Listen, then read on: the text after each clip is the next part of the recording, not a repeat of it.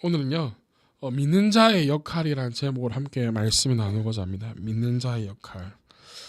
어, 얼마 전에 저희 막내 조카 있잖아요. 현이가 여기 와서 잘 때 있었던 일인데요. 같이 침대에 누워 있었어요.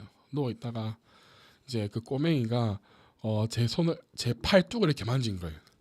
하나님 감사하게도 이런 데 만지면 물렁물렁한데 일을 하다 보니까 여기는 좀 단단해요. 나름. 여기 딱 만지더니 이모부 와 대박 완전 단단해요 하길래 그러니까 다 근육이야 근육. 와 대박 완전 튼튼해요. 이렇게 이야기했던 적이 있어요 얼마 전에. 그런데 그 아빠가 얼마 전에 만나서 하는 말이 아빠 팔을 만졌나 봐.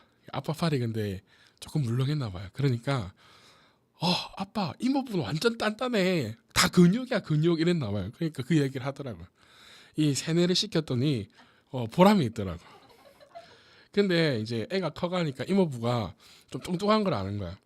그러니까 이모부 뚱뚱한 거죠? 그러니까 아니야 튼튼한 거야. 그리고 힘이 센 거야. 계속 주입시켰어. 아야 이모부는 뚱뚱한 게 아니고 튼튼한 거야 이렇게. 그래서 어디 놀이터에 가거나 뭐 하면 약간 좀 의시되고 싶을 때 뭔가 자기 또래 애들한테 그럼 이렇게 하는 거야.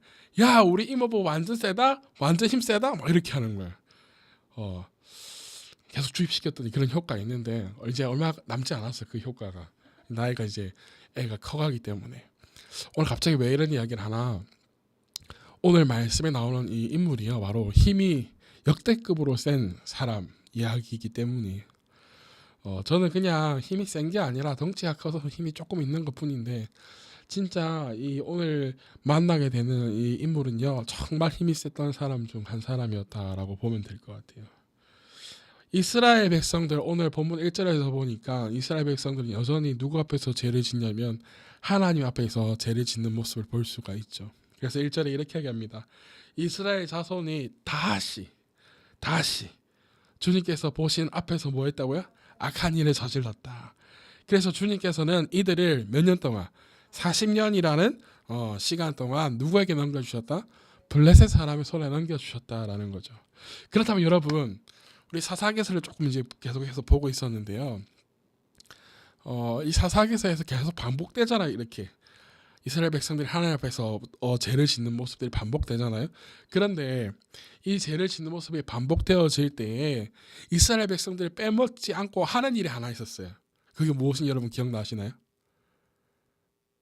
하나님께서 이들을 구해 주실 때에 이스라엘 백성들이 꼭 이것을 했어요. 뭘 했을까요? 맞았어요. 부르짖는 것. 이스라엘 백성들은요 힘이 들 때에 하나님께서 다른 민족에 넘겨줘서 고통을 받을 때에 그제서야 주님께 뭐 했다? 부르짖었더니 하나님께서 그 사사들을 보내주셔서 이스라엘 사람들을 구해주시는 것을 우리가 계속해서 보고 왔어요. 그런데 어찌된 영문인지 모르겠지만 오늘 본문에서는요 뭐가 빠지는데 뭐가 빠지냐? 바로 부르짖는 것이 빠져요. 부르짖지를 않는 거예요. 이 당시에 이스라엘 백성들이 블레셋에게 넘김받은 지가 몇 년이 되었다라고 이야기하죠. 40년이라는 시간 동안 고통을 받고 있었는데 너무나도 긴 시간이 흘러서인지는 모르겠지만 이제는 하나님께 부르짖는 것마저도 잊어버린 듯해요. 원래라면 1절에 딱 끝나고 나면 2절에 나오면 이제 주님께 부르짖었다라는 이 말이 나와야 되는데 나오지 않아요. 이것은요 이스라엘 백성들이 자신들이 가지고 있는 하나님의 자녀, 하나님의 백성이라는 정체성마저도 잃어가고 있는 것을 보여주는 것이에요. 감각이 둔해졌다는 것이죠. 고통받는 것으로 인하여서 감각이 둔해졌다는 거예요. 그러나 하나님은 이들을 그대로 내버려 두지 않으시고 새로운 구원자를 보내주시기로 작정하시는데 그 사람이 바로 누구이냐? 삼손이라는 사람이 삼손. 여러분 삼손에 대해서 여러분들 알고 있나요? 알고 있어요?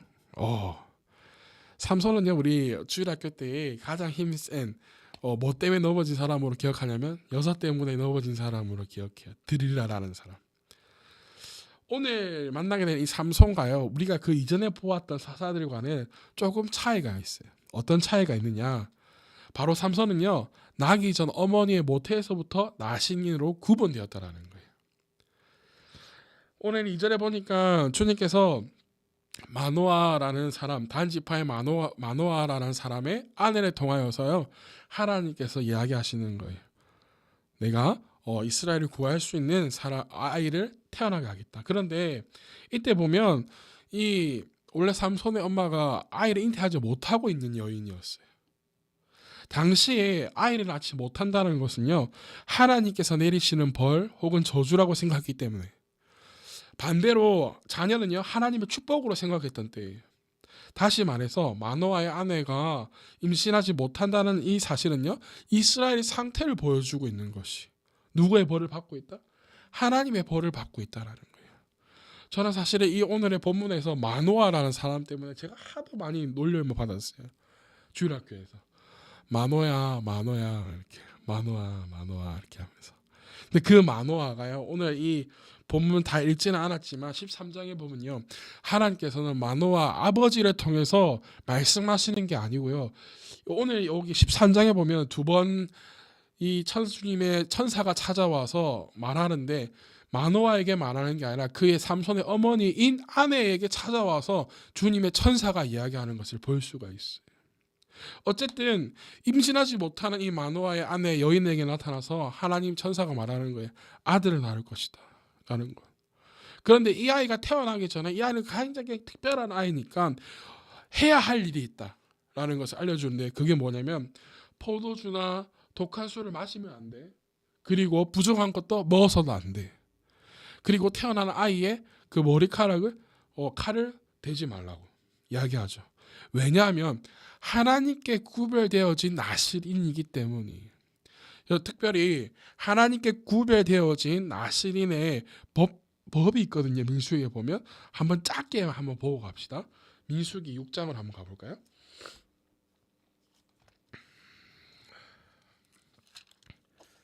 민수기 6장에 보면 이 나실인에 대한 이야기가 나와요. 자, 찾았나요? 네, 한번 한 절씩 천천히 읽어봅시다. 시작. 이스라엘 자손에게 말하여라. 너는 그들에게 다음같이 일러라. 남자나 여자가 나실 사람이 되어 나 주에게 헌신하기를 하고 특별한 서약을 했을 때는, 여러분 나실 일은 뭐냐면 하나님께 쓰임 받는 사람, 즉 제사장이라든지 레위인 같은 사람들. 그런데 오늘 사사기에서는 하나님께서 이 삼손을 무엇으로 세우시겠다 작정하셨을까요? 나실인, 즉 사사로 세우시겠다 약속하셨기 때문에 이 사사로 태어나기 위한 삼손은 구별되어져야 된다는 거예요. 어떻게 구별되어졌냐면 3절에 보니까 그는 뭐를 삼가해야 된다? 포도주와 독한 술을 삼가해야 되고, 또 포도주를 만든 시큼한 술이나 독한 술을 만든 시큼한 술을 마셔서는 안 된다. 포도즙도 마시지 못한다. 날 것이든 마른 것이든 포도도 먹어서는 안 된다. 저 만약 이렇게 살았으면 저는 목사가 못됐을 거예요. 그죠? 포도주도 마시고 포도즙도 좋아하고요, 날 것도 좋아하는데 어쨌든 안 되는 거예요. 그리고 4절에 보면 그는 나시 사람으로 헌신한 그 기간에는 포도의 나무에서 난 것은 그 어떤 것도 씨나 껍질조차도 먹어서는 뭐 안 된다? 된다? 안 된다? 안 된다. 그리고 나시 사람으로 선하고 헌신한 그 모든 기간에는 자기의 머리에 삭도를 밀어서는 된다? 안 된다? 안 된다라는 거예요. 왜? 거룩한 몸이기 때문에 머리털이 그냥 그대로 길게 자라도록 내버려둬야 된다는 거예요. 그래 또 얘기하죠. 헌신하기 모든 기한은 죽은 사람에게도 뭐 하면 안 된다. 가까이 해서는 안 된다. 그러니까 시신을 만들어서도 안 된다라는 거예요. 자, 그래가지고 이제 어쨌든 이렇게 헌신하는 사람들은 구별되어진다라는 거죠. 이것을 통해서 이 삼손에게도 적용이 되는 거예요. 그 나실인의 규례가. 그래서 이 천사가 이 마노아의 아내 삼손의 어머니에게 이제 특별한 아이가 태어날 텐데 그 아이를 갖는 동안에 이렇게 해야 된다라는 것이었어요. 이렇게 해서 아이가 태어났는데 그 이름이 바로 삼손이라는 거예요. 삼손은 작은 태양이라는 이름의 뜻을 가지고 있어요. 그런데 그 이름의 뜻대로 살아가지 못한 사람이기도 합니다. 삼손은요 하나님께서 특별히 태어나기 전부터 택하신 구별되어진 자로 세우셨어요. 그런데 그가 태어나자마자 14장으로 넘어가면 어떻게 되어지냐. 여러분 오늘 우리가 사사기 13장에는 삼손이 태어나는 과정에 대해서 말하고 있고 14장으로 넘어와야 드디어 삼손이 등장을 해요. 14장으로 삼손이 넘어오면 이 삼손의 관심이 어디로 가야 될까요, 여러분들? 사사로 부르심을 받았다면 이 삼손의 관심은 어디로 가야 될까? 쏟아져야 될까요? 이스라엘 백성에게 쏟아져야 되거나 하나님께 포커스를 맞춰야 되는 게 정상이지 않을까요? 그죠? 그런데 14절로 탁 넘으면서 삼손이 등장하면서 삼손이 관심이 쏟는 게 어디냐? 바로 블레셋 여인에게 마음을 빼앗겨 버려요. 삼손이 블레셋 여인에게 관심이 쏠린 이유는 무엇이냐면 다른 이유가 아니라 오직 이거 하나예요. 보기에 좋아서였어요. 보기에 좋아서. 자, 14장 3절 마지막에 보면 아버지에게 말하죠. 저는 저 블레셋 여인과 결혼하기 꼭 해주십시오 하면서 3장 끝쯤 가면 이래요. 꼭 그 여자를 색시로 데려와 주십시오. 그 여자는 첫눈에 내 마음에 뭐였습니다. 쏙 들었습니다. 개역개정에는 다른 성경에 보면요, 보기에 좋아서 라는 거예요. 보기에 좋아서. 그러나 보기에 좋았던 블레셋 여인 때문에 그는 나신인으로서 하지 말아야 행동들을 하게 됩니다. 여인에게 청혼을 이제 하러 가게 되는 거예요. 아버지와 함께, 부모님과 함께. 그런데 아까 전에 민수기에 보았듯이 나신인은 어디에 들어가지 말아야 될까요? 포도원에는 들어가면 안 돼요. 그런데 이 삼손이 어디 들어가? 포도원으로 들어가요. 그 포도원 밭에서 무엇을 만나냐? 사자를 만나는 거예요. 그 사자를 죽여버리죠. 근데 이것을 부모에게 알리지 못해요. 왜? 어쨌든 시체가 되었기 때문에 죽음이 되었잖아요. 그죠? 그러면 여러분 나시인들은요 이러한 것들이 부정하게 되면 성막에 가서 8일 동안 정결예식을 해야 되는데 그때 머리털을 다시 밀고 정결예식 8일 동안 해야 되는 거예요. 그런데 아버지에게 말하지 않았다라는 것은 무엇이냐면 지금 삼손에게 중요한 것은 정결예식이나 다시 내가 회복하는 것보다 누가 더 중요한 거예요? 보기에 이쁜 여인이 더 중요한 거예요. 이방인 블레셋 여인이에요. 그래서 청혼하러 가죠. 근데 돌아오는 길에 사자의 시체를 보았더니 죽었으면 그 시체에 뭐가 꼬여야 될까요? 팔이나 구더기가 꼬여야 될 거예요. 그런데 이상하게도 거기에 꿀이 넘쳐 흐르는 거예요. 근데 여러분 그 사자에 있는 꿀을 먹어서는 될까요? 안 될까요? 안 돼요. 근데 그것도 어겨버리죠. 나신인으로서 해서는 안 되는 일을 한단 말이에요. 삼손은요 사사로서의 역할, 사명, 그 일에 대해서 전혀 관심이 없고 오직 누구에게 관심이 있을까요? 자기 자신이 보기 좋은 것에만 관심이 쏟아져 있어요 지금. 그래서 결국에는요 24장에 나오는 딥나의 여인과 블레셋 여인과 결혼식을 치르게 되는데요. 그 결혼이 제대로 이루어지지 않아요 여러분.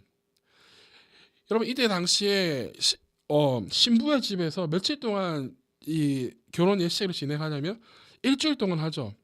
그 기다린 동안 지겨우니까 이 블레셋 젊은 사람들 30명이 여기 있는데 그 사람들에게 수수께끼도 내요. 맞춰보라고. 근데 너무 맞추지 못하니까 이 결혼하는 여인에게 야 이제 네 남편 될 사람에게 가서 좀 정답 좀 알아와봐라 라고 이야기해요. 그래서 나에게 좀 알려달라고 해서 이제 어쩔 수 없이 알려줘요. 그래서 블레셋 그 남자 청년 30명들이 그거 맞추거든요. 근데 그 맞추기 전에 삼손이 그들에게 약속한 게 있어요. 뭐냐면 이 문제를 맞추거나 틀리거나 했을 때에 서로 주고받는 것. 그런 것들이 있었거든요. 그래서 어쨌든 그것을 내어주고 삼손이 내어주고 하게 되는데요. 어쨌든지 간에 다시 이 결혼이 제대로 이루어지지 못해요. 14장에서 보면. 그래가지고 이 여인의 다시 결혼이 완전하게 이루어지지 못해서 왜? 자기 자신이 수수께끼 알려준 걸 그대로 일려가서 그대로 맞춰보니까 화가 난 거예요. 그냥 돌아가 버렸어요. 왔는데 다시 돌아와서 여인을 그 아내를 데리러 왔는데 이미 안 올 줄 알고 여인의 아버지가 블레셋 사람에게 시집을 보내버린 거예요. 그런 일이 일어난 거죠. 그러면서 블레셋 사람을 죽이면서 또 블레셋 사람들이 삼손을 이렇게 대항하면서 블레셋과 삼손 사이가 틀어지게 된 거예요. 완전 원수처럼 된 거죠. 그러니까 어떻게 해서든지 삼손을 죽이고자 하고 이제 삼손도 블레셋 사람들과의 감정이 좋지 않은 거예요. 이로 인해서 삼손이요 이 블레셋 사람과 싸울 때 나귀의 턱뼈를 몇 명을 죽이냐? 1000명이나 죽여요. 1000명. 어마어마하게 죽이죠. 힘이 좋아요. 어떻게 나귀의 턱 쪼가리로 그 사람을 1000명이나 죽인지 모르겠어요. 그러니까 어쨌든지 간에 이때 삼손이 1000명을 죽였을 때도 뭐라고 말하냐면 15장 16절에 이렇게 해요. 이렇게 외쳤다. 나귀 턱뼈 하나로 죽음을 무더기로 쌓았는데 나귀 턱뼈 하나로 내가 1000명이나 죽였다라는 거예요. 개역개정에는 내가 죽였다라고 이야기해요. 우리가 만났던 기도원도 싸러 나갈 때 그래도 하나님의 이름을 뭐 했어요? 외쳤어요. 하나님을 위하여, 누구를 위하여?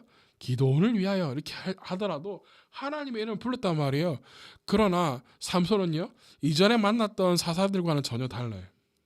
오로지 자기 자신에게만 관심 있는, 사사로서의 역할을 제대로 하지 못하는 사람이었다라는 거예요. 그러고 나서 삼손은요, 정신을 제대로 못 차렸어요. 그러고 나서 자신의 신분을 잊은 채 돌아가는 길에 창녀와 함께 또 잠자리를 가져요. 그리고 나서 또 누구를 만나게 되냐? 바로 드릴라라는 여인과 만나게 되는 거예요. 근데 이 드릴라라는 여인이요, 이름이 뜻이 뭐냐면요, 밤이라는 뜻을 가지고 있어요. 밤. 아까 삼손의 뜻이 뭐였죠? 작은 태양. 뭔가 이 이름부터 심상치가 않죠. 만남이요. 이 여인에게 삼손의 마음이 빼앗겼다라는 것을 알고요, 브레셋 사람들이요, 드릴라를 이용해요. 찾아오죠.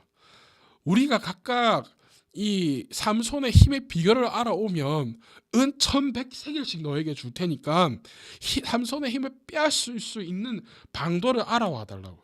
여러분, 이 당시에 노동자의 1년의 수입이요, 은 5세겔에서 15세겔이니까 은 1100세겔이라고 한다면 진짜 뭐 완전 대박 난 거예요. 그런데 우리가 성경을 읽어보면 사람들이 말하기를 16장을 넘어가면 사람들이 우리가 각각 은 1100세겔 주겠다고 하거든요. 그러니까 대충 계산을 해보면 블레셋 도시가 한 5군데 정도 된다고 한다면 그 5군데 대표자들이 와서 은 1100세겔씩 주게 되면 5500세겔이나 되는 거예요. 완전 로또 맞은 거예요. 대박 난 거예요. 그러니까 드디어 이 드릴라가 첩보 작전을 시작하죠. 삼손의 힘의 비결이 뭔지 물어보는 거예요. 오빠 나 사랑해? 오빠 차 있어? 막 이런 거 하는 것처럼, 오빠 정말 나를 사랑하면 오빠의 힘의 비결이 뭔지 좀 알려줘. 어떻게 하면 힘을 빼앗을 수 있는지 좀 알려줄래? 그러니까 삼손이 못 이긴 듯이 하는, 처음에 이렇게 해요. 어떤 밧줄 줄 7개로 나를 묶으면 날 꼼짝하지 못할 거야. 그래가지고 드릴라가 다른 방에 그 블레셋 사람들을 숨겨놓고 묶었어요. 근데 이게 웬일이에요? 밧줄이 힘없이 풀려지는 거예요. 오빠 어떻게 나한테 이럴 수가 있어? 나한테 거짓말했네? 나 정말 싫어. 오빠 떠날 거야. 아니야, 내가 다시 알려줄게 했는데 새 밧줄로 나를 묶으면 나는 힘이 없어질 거야. 또 묶었어요. 이게 웬일이야? 블레셋 사람들이 옆에 있다가 또 오니까 또 힘없이 끊어지는 거야. 와, 오빠 진짜 안 되겠다. 너무했다. 막 이러면서 진짜 안 알려줄 거야? 했는데 이제 머리 7가닥을 배틀의 나실로 이렇게 머리를 따오면 내가 힘이 약해질 거야 라고 말한 거예요. 그러니까 그대로 했는데요, 이게 웬일인걸? 힘이 그대로 있는 거예요. 막 블레셋 사람 다 나가 떨어지는 거지. 소용이 없어요. 오빠 안 되겠다. 오빠는 나를 사랑하지 않는 것 같아. 오빠는 정말 나쁜 사람이야. 나 이제 오빠랑 못 있겠어. 막 이러니까 삼손이 괴로워가지고 자기 힘의 비결을 알려주는데 나는 머리를 자르면 힘이 사라질 거야 라는 거예요. 근데 머리를 밀었더니 진짜 힘이 사라진 거예요. 그런데 우리가 이게 알아야 될 것이 있어요. 삼손의 힘의 비결은요, 머리카락이 아니에요.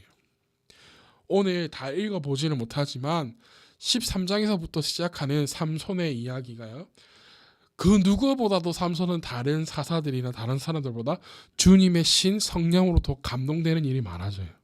감동되는 일이 여러 번 있었어요. 그런데 성경에 있다 보면 하나님의 영이 떠났다라는 게 나와요. 즉 삼손이 머리카락을 잘라서 힘이 없는 게 아니라 하나님께서 그를 떠나셨기 때문에 힘의 원천이 사라진 거예요. 근데 삼손은 영적인 것이 무감각하여서 그것을 깨닫지 못하고 있었던 거예요. 어쨌든 드릴라의 이런 꼴이 넘어가서 이제 힘이 떨어지고 하는데 두 눈이 뽑혀서 끌려가요. 두 눈이 다 뽑혀서. 그리고 끌려가서 쇠사슬에 묶여가지고요, 연자맷돌 큰 것을 돌리는, 힘으로 돌리는 그러한 일을 하고 있었다라는 거예요. 그동안 삼손의 결정은 무엇이었냐면, 단점은 무엇이었냐면 보기에 좋은 대로 하였어요. 오로지 자신이 보기에 좋은 대로 행했단 말이에요. 그런데 이제 더 이상 보지 못해요. 두 눈이 다 뽑혀서. 그토록 자신의 일평생을 자신의 눈에 보기 좋은 대로 보고 살아왔는데요. 하나님께서 그에게 허락하신 이스라엘 백성을 구원하는 것으로 쓰지 아니하고 자신의 눈에 보기 좋은 대로 행했는데 그 두 눈이 다 뽑히고 아주 처량하게 있는 모습으로 돌아왔다 이거예요. 블레셋 사람들은요, 삼손이 붙잡힌 것에 대해서 심지어 파티를 벌리고 자신의 다곤의 신전에서 여러 가지 막 행사들을 하는 거예요. 와, 우리 다곤 신이 삼손을 우리에게 허락해 줘가지고 막 쟤 봐라 막 이렇게 하는 거예요. 야, 쟤 불러와라. 불러와서 우리한테 제주 좀 부리게 해라. 막 이러는 거예요. 그때 삼손이 그 신전을 바쳤고 있던 기둥 옆으로 가죠. 그때 하나님께 기도합니다. 하나님, 나를 이렇게 만든 저 블레셋 사람들을 복수할 수 있도록 나를 좀 도와주시옵소서. 근데 희한하게도 그 기도가 응답되어져요. 그래서 그 양쪽에 있는 기둥을 삼손이 밀어버려 가지고 무너뜨려 가지고 거기에 있던 사람들이 다 죽고 자기도 거기서 죽고 말아요. 그럼 성경에서 말하기를 삼손이 살았을 때 죽였던 사람보다 그날 죽였던 사람이 더 많다라고 성경에서는 기록하고 있어요. 여러분, 삼손의 기도 두 번의 기도하거든요. 사사기에서 보면 첫 번째, 나기 특별 아까 1000명을 죽이고 나서 심한 갈증이 있을 때, 목말라 죽어갈 것 같은 느낌이 있을 때 하나님 나 좀 살려주십시오 했을 때 기도해요. 그리고 조금 전에 보았듯이 두 눈이 뽑혀서 블레셋 사람들 앞에서 수많은 수치를 당하고 있을 때 하나님 저들을 복수할 수 있게 나를 도와주시옵소서. 딱 두 번 기도하는데 그 두 분의 기도가요, 누구를 위한 기도였냐? 이마저도 자기 자신을 위한 기도였다라는 거예요. 이스라엘 백성들을 위한 기도가 아니라 누구를 위한 기도? 자기 자신을 위한 기도를 했다라는 거예요. 삼손은요, 전형적인 이스라엘을 보여줘요. 자, 공통점이 있는데요. 삼손과 이스라엘은 누가 택하셨어요? 하나님께서 택한 사람이요, 택하신 백성들이에요. 그죠? 공통점이 있어요. 그래서 구별되어 살도록 뭐 했어요? 만들었어요. 그리고 삼손은 이방 여인에게, 이스라엘은 뭐에게? 이방 신들에게. 삼손과 이스라엘 자손들은요, 고통스러울 때만 자기 자신을 위해서 누구를 찾아요? 하나님을 찾더라. 사랑하는 여러분, 오늘 본문 우리가 오늘 읽은 이 성경, 이 삼손을 통해서 경계해야 될 것이 두 가지가 있습니다. 그 첫 번째가 뭐냐면요, 우리에게 주어진 사명대로 살아내는 것이 필요합니다. 삼손의 태어남은요, 굉장한 거예요. 어떻게 보면 예수님께서 이 땅에 오실 때와 내용이 굉장히 비슷합니다. 예수님 오실 때에 예수님의 오심보다 더 먼저 주님의 천사가 나타나서 예언한 것이 있어요. 누구에게 나타나셨을까요? 바로 세례 요한의 아버지에게 나타났어요. 사가랴에게. 앞으로 구원자가 올 텐데 그것 너의 아내에게 아들을 낳게 할 건데 그 아들이 그 오심을 예비하는 그러한 자로 내가 하겠다. 그리고 나서 마리아에게 천사가 나타나서 잉태할 것인데 남녀간의 관계를 통해서 잉태하는 게 아니라 성령으로 잉태해서 그분이 우리를 구원할 예수 그리스도다라는 것을 알려주죠. 삼손과의 태어남과 아주 비슷해요. 내용과 굉장하죠. 어떻게 보면요, 삼손은 하나님의 축복을 받고 택함을 받아서 이 땅에 태어났어요. 한마디로 말해서 금수저 물고 태어났다는 거예요. 굉장한 일이에요. 그러나 하나님의 뜻대로 살아내지는 못했어요. 하나님께서 자신에게 맡긴 그 사명을 감당하지 못했다라는 거예요. 다시 말해서 우리가 아무리 많은 은사를 받는다 하더라도 하나님의 뜻대로 살지 못할 수도 있다라는 거예요. 그래서 우리는 항상 경계해야 되고 항시 조심해야 되는 거예요. 삼손은 이스라엘을 구원해야 하는 구원자로서의 임무를 받았습니다. 그렇죠. 그러나 그는 그렇게 살아내지 못했다라는 거예요. 그리고 우리가 오늘 경계해야 될 게 두 번째가 뭐냐면 우리는 진리를 제대로 전달하고 전하는 자가 되어야 된다는 거예요. 이것은 지난 우리 주일 설교가 이어지는 맥락인데요.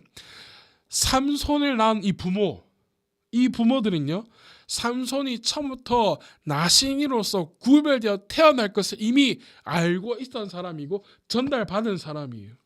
그렇다면 이 삼손이 나신이로서 사사로서의 역할을 할 수 있게끔 구별되어 키워야 하는데 그렇게 하지 못했다라는 거예요. 즉 삼손의 부모는요, 나신이로서의 삶에 포커스를 맞추는 것보다 그동안 갖지 못했던 아들이 태어났다는 것에만 포커스를 맞추고 기뻐했다 이거예요, 여러분. 그래서 나신이로서 사사로서의 삶을 가르치지 못했던 거죠.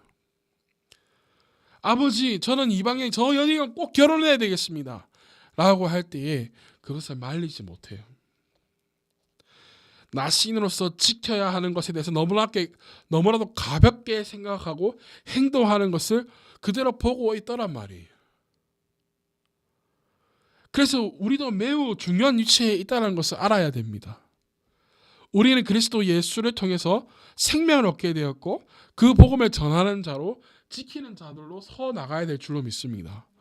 우리가 잘못하는 것으로 인해서 하나님의 말씀의 가치와 기준이 바뀌어서는 안 된다는 거예요. 우리 지난주에 설교에 말했듯이 우리의 기준에 따라서 절대 그 진리의 가치 기준이 경계선이 옮겨서는 된다 안 된다? 안 된다라는 거예요. 그러기에 우리는 그냥 믿음을 잘 지켜낼 수 있고 잘 전달할 수 있는 자로서 서야 된다라는 거예요. 지금도 이 진리를 지키기 위해서 알게 모르게 얼마나 애쓰고 있는 분들이 많은지 모릅니다. 잘못된 법안이 통과되지 못하도록 막는 분들이 있고요. 그래서 혼자 1인씩 국회에서 하시는 분들도 있고요. 많은 사람들이 잘못된 것을 옳다라고 주장하고 있을 때에 틀렸다고 말하는 소수의 분들이 있기에 지금 우리가 이렇게 신앙생활을 할 수 있는 것이에요. 삼손은 오로지 누구만을 위해 살아왔어요? 나 자신만을 위해 살아왔어요. 삼손은 나 자신만을 위해서 살아가야 될 사람이 아니었어요. 어떤 민족을 위해서? 이스라엘 백성, 하나님의 자녀를 위해서 살아가야 되는 그런 사람이었다는 거예요. 삼손은 태어나고 자라서 그는 보기에 좋은 대로 택하며 살아왔어요. 오로지 자기 자신을 위해서요. 금지된 이방인 여인과의 결혼, 나신으로서 해서는 안 되는 일들, 시체를 만지거나 혹은 머리에 칼을 대는 것들, 또 창녀와의 만남까지 하나님의 자녀로서의 윤리의식이 전혀 없는 사람이었다는 거예요. 그의 기도도 마찬가지예요. 자신을 위한 기도였지 이스라엘 백성 하나님의 자녀들을 위한 기도는 아니었다는 거예요. 그는 오로지 누구만을 위해서? 자기 자신만을 위해서. 사사기 마지막 장 마지막 절에 보면 이렇게 이야기하죠. 그때 이스라엘 왕이 없었으므로 사람들은 저마다 자기의 뜻에 맞는 대로 행했다. 삼손은요, 사사기에 등장하는 마지막 사사였어요. 그러나 그 마지막이 우리가 상상할 수 없을 정도의 타락을 보여줍니다. 하나님의 사람의 모습과는 전혀 반대인 사람으로 보여줘요. 어쩌면 시간이 가면 갈수록 악해지는 이스라엘의 영적인 모습을 적나라하게 보여주고 있는 사람인지도 모르겠어요. 그래서 오늘 이 말씀을 듣고 예배드리는 우리 모두는 정신을 번쩍 차려야 되는 거예요. 나는 누구를 위해서 살아가고 있는가? 진지하게 여러분에게 질문해보는 거예요. 나는 누구를 위해서 살아가고 있는가? 우리는 주체를 바꿔야 될 줄로 믿습니다. 나를 위해서가 아니라 하나님을 위해서 말이에요. 하나님을 위해서, 나를 위해서가 아니라 하나님을 위해서. 기도원처럼 그렇게 해서는 안 된다는 거예요. 오로지 우리는 하나님을 위해서 살아가야 될 줄로 믿습니다. 모든 이들은 처음은 그럴듯하게 시작합니다. 목사님들도 마찬가지고 성도들도 마찬가지예요.